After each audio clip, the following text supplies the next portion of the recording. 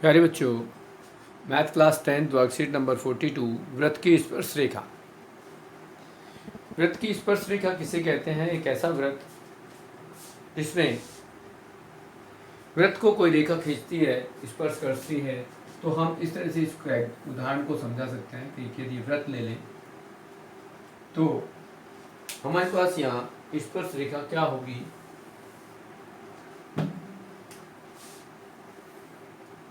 ये हम यदि सी डी मार्क करें और एक रेखा ये ए बी मार्क कर दें और एक रेखा ये हम मार्क कर दें, तो यहाँ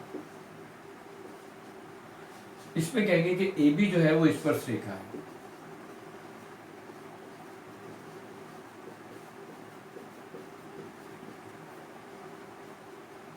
सी डी जीवा है और पी क्यू छेदक रेखा है।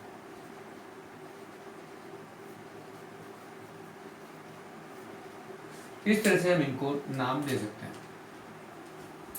हमारे पास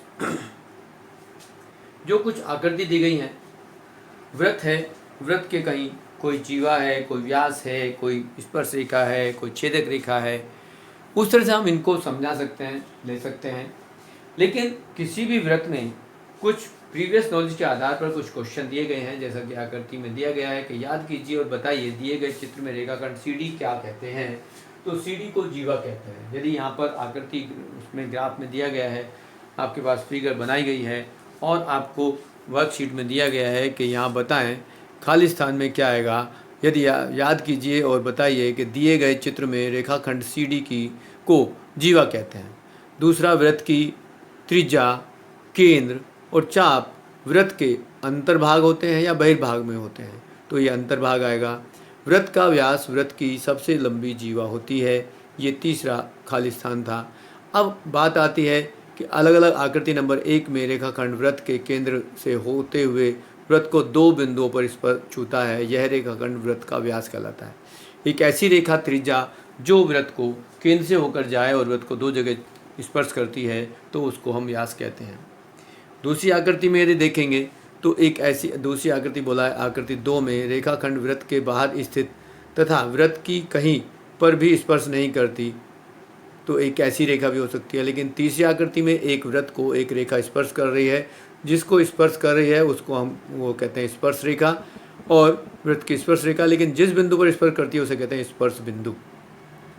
चौथी आकृति में दिया गया है कि रेखाखंड के 2 बिंदुओं पर प्रतिच्छेद करता है, अतः इसको हम छेदक रेखा कहते हैं। अब आगे समझते हैं कि जीवा में और छेदक रेखा में क्या अंतर है। तो जीवाएं जो हैं वृत्त को ऊपर नीचे कहीं भी काट सकती हैं, लेकिन वो वृत्त के अंदर ही होंगी। लेकिन छेदक रेखा वृत्त को छेद करके 2 भाग में बांट सकती हैं और वो आर पार वृत्त से बाहर निकल सकती हैं, जैसा कि चित्र में दिखाया गया।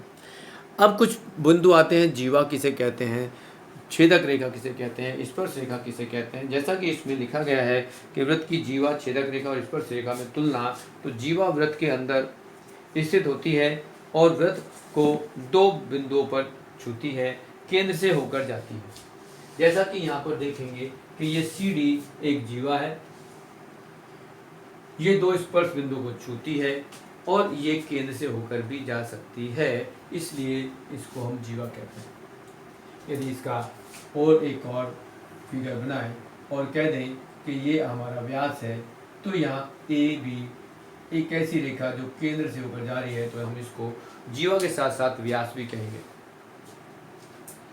अब छेदक रेखा, छेदक रेखा वृत्त को प्रतिच्छेद करती है, जैसा कि ये दिखाया गया पी क्यू, कि ये इस वृत्त को 2 जगह से प्रतिच्छेद कर रही है, इसको हम छेदक रेखा कहते हैं। वृत्त को 2 बिंदुओं पर प्रतिच्छेद करती है और केंद्र से होकर जा सकती है।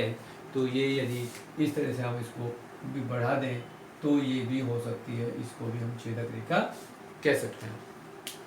तीसरा, स्पर्श रेखा वृत्त के बाहर स्थित होती है, वृत्त को केवल एक बिंदु पर छूती है और कभी भी केंद्र से होकर नहीं जाती। ये ए बी जो एक रेखा है जो वृत्त को छू रही है और एक बिंदु पर छू रही है, तो हम उसको कहते हैं स्पर्श रेखा। अब आपके पास आते हैं क्वेश्चन। तो पहला क्वेश्चन था, वृत्त तथा वृत्त की स्पर्श रेखा के उपनिष्ठ बिंदु को डैश कहते हैं। स्पर्श बिंदु, जैसा कि यहाँ हमने आंसर लिख दिया। दूसरे क्वेश्चन का आंसर है आप एक वृत्त की कितनी स्पर्श रेखा बना सकते हैं। तो हर बिंदु पर स्पर्श रेखा बन सकती है। यहाँ जितने भी बिंदु हम लेंगे उन सब पे स्पर्श रेखा खींची जा सकती है। तो यहाँ स्पर्श रेखाओं की संख्या जो है अनंत आएगी। फिर आता है क्वेश्चन नंबर 3, एक चित्र द्वारा वृत्त की छेदक रेखा तथा स्पर्श रेखा में अंतर स्पष्ट कीजिए। अब छेदक रेखा यदि हम बनाना चाहेंगे तो क्या होगा कि वो वृत्त को कहीं ऐसे कट करेगी, जबकि स्पर्श रेखा या 2 बिंदु पर कट कर रही है और स्पर्श रेखा सिर्फ 1 बिंदु पर कट करेगी। इस तरह से हम इसको कह सकते हैं कि ये स्पर्श रेखा और ये छेदक रेखा है। क्वेश्चन नंबर 4 में कहा गया है कि सत्य और तथा असत्य बताइए। तो वृत्त की छेदक रेखा व स्पर्श रेखा समांतर हो सकती है। वृत्त की छेदक रेखा और स्पर्श रेखा समांतर हो सकती है, हाँ हो सकती है, लेकिन हर बार नहीं। जैसा कि यहाँ दिखा सकते हैं कि सी डी और ए बी के समांतर है तो हो सकता है, बट यदि ये इस तरह से आ जाए कहीं तो ये समांतर नहीं भी होगी। तो सम टाइम कभी हो सकती है कभी नहीं भी। वृत्त की स्पर्श रेखा वृत्त को 2 बिंदु पर स्पर्श करती है जो असत्य है। स्पर्श रेखा सिर्फ 1 बिंदु पर स्पर्श करती है, तो इसको हम पहले भाग जो है वो सत्य है, दूसरा भाग जो है वो असत्य होगा। इस तरह से आपके वर्कशीट के छोटे छोटे कुछ क्वेश्चन थे, आप उनको कर सकते हैं।